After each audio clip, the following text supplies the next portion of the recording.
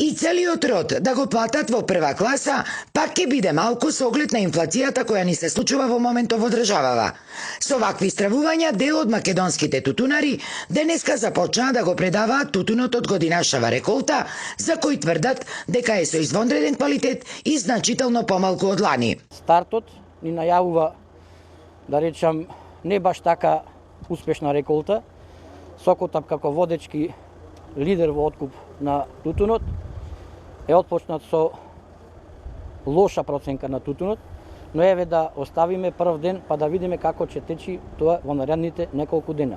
Она што сакам да го потенцирам е до Сојузот да биде присутен цело време на откупните ваги, исто така земјоделскиот инспекторат да биде буден и присутен исто така цело време за време на овој откуп, каде што преку своите инспекции може да придонесе за пореална откупна цена.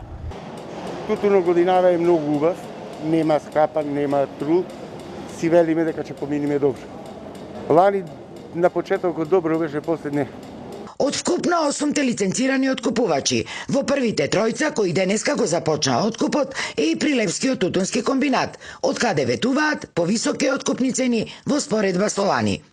Очекуваме поквалитетна реколта за разлика од минатата година. Денеска е прв ден и се уште е рано за било какви заклучоци.